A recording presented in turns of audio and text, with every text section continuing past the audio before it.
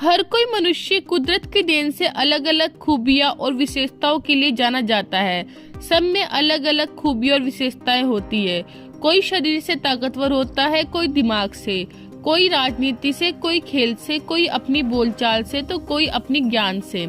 लेकिन आज हम एक ऐसी विशेषता के बारे में बताएंगे जो कि आज के समय में मनुष्य को करना भी अच्छा लगता है, उसे देखना भी अच्छा लगता है, लेकिन इतिहास में उस विशेषता से लोग इतने प्रभावित हुए कि उसे अपनाकर सैकड़ों लोग मौत के घाट उतर गए। चलिए जानते हैं।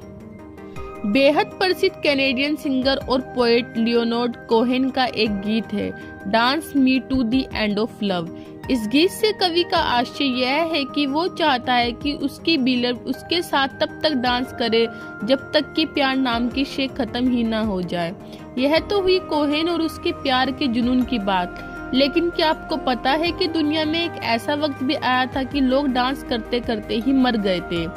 हालांकि उनके मरने के पीछे की वजह प्यार नहीं बल्कि कोई महामारी थी, कोई मतिभ्रम या कुछ और। इसे बारे में आज तक रिसर्च का सिलसिला जारी है।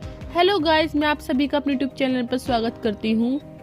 जी हाँ, फ्रांस, जो किसी जमाने में स्ट्रासबर्ग के नाम से जाना जाता रहा है, वहाँ कुछ ऐसा ही हुआ था। और यह कोई आज की बात नहीं बल्कि करीब 500 साल पुरानी सन 1518 की बात है। हाल ही में दुनिया में कोरोना महामारी ने आतंक मचाया था, जिसमें दुनिया के लाखों लोग मौत के आगोश में समा गए। लेकिन करीब 500 साल पहले भी एक ऐसी ही महामारी आई थी जिसकी वजह से तबाही मची थी। इस बीमारी में लोग डांस करते करते ही मर गए थे। दरअसल साल 1518 में अल्सेस के स्ट्रासबर्ग, जो अब फ्रांस में है, एक महामारी आई थी जिसके बारे में जानकर आप हैरत में पड़ जाएंगे। 500 साल पहले आई डांस की महामारी ने फ्रांस में कई लोगों को अपना शिकार बनाया। इस महामारी की वजह से करीब 400 लोगों की मौत हुई थी। हालांकि आज तक रहस्यमय डांस की घटना के रहस्य से पर्दा नहीं उठ पाया है। अभी भी वैज्ञानिक उस घटना को लेकर रिसर्च कर रहे हैं। डांसिंग प्लेग और मौतों को लेकर वैज्ञानिकों ने अलग अलग मत दिए हैं। डांसिंग प्लेग या तंत्र साधना क्या था? एक दिन मौत का यह तमाशा बंद हो गया। प्रशासन की नजर में यह एक तरह का प्लेग था जिसने लगभग 400 लोगों की जान ले ली। इतिहासकारों ने इसे डांसिंग प्लेग का नाम दिया। अब तक कोई नहीं जानता कि आखिर डांसिंग प्लेग किस रहस्य के साथ शुरू हुआ और कैसे खत्म हुआ।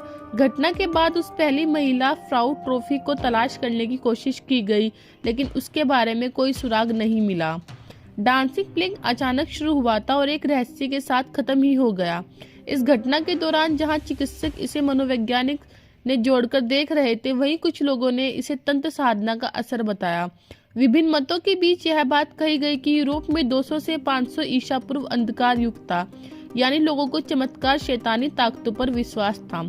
मध्य युग की शुरुआत के साथ ही इन धारणाओं में कमजोरी आई, लेकिन यह पूरी तरह से खत्म नहीं हुई। 14वीं और 15वीं शताब्दी में यूरोप में कई ऐसी घटना हुई जहां महिलाओं को डायन मानते हुए जिंदा आग के हवाले कर दिया गया था। उस समय राजा का जनता के प्रति क्रूर व्यवहार भी इस तरह की घटनाओं की वजह बना।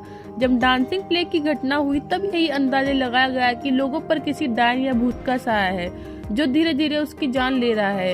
इतिहासकार जॉन वॉलर ने अपनी किताब a time to dance, a time the dine, the extraordinary story of the dancing plague of 1518 ने इस पूरी घटना को विस्तार से लिखा है। 15वीं शताब्दी में मनोविज्ञानिक के क्षेत्र में कोई तरक्की नहीं हुई। ऐसे में लोगों का मत यही था कि कोई मानसिक अवस्था में जिसमें व्यक्ति आम आदमी की तरह व्यवहार नहीं करता है तो वह प्रेत की चपेट में है। वह उसे तांत्रिक ओझा के पास ले जाते थे। क्या महामारी का असर था? धर्म से अलग हटकर बात की जाए तो कुछ चिकित्सकों और इतिहासकारों ने डांसिंग प्लेग को महामारी माना था, हालांकि उन्होंने भी इसे मानसिक रोग से जोड़कर ही देखा। वेंटरबिट मेडिकल कॉलेज के प्रोफेसर टिमोथी जोन्स ने इसके पीछे थ्योरी दी है कि यूरोप और फ्रांस के देशों में 14वीं से 16वीं शताब्दियों के दौरान मौसम में अचानक से परिवर्तन देखे गए। कई बार यहाँ तेज गर्मी पड़ती और सूखे के कारण फसलें नष्ट हो जाती, तो कई बार तेज बारिश के साथ ओले गिरते। हर मौसम का प्रकोप यहाँ की जमीन को तो बंजर बना ही रहा था, साथ ही लोगों में कई तरह की बीमारियां जैसे मोतियाबिंद, सिफिलिस, कुष्ठ रोग भी फैल रहे थे। आर्थिक और शारीरिक रूप से आ रही इस कमजोरी ने लोगों के मनोभाव पर काफी गहरा असर डाला था। अकाल के कारण मरने वालों में संख्या बढ़ रही थी और बीमार लोगों में अपंगता आ रही थी। सन 1518 के दौरान यूरोप में डांसिंग प्लेग की घटनाएं 7 गुना बढ़ गई थी।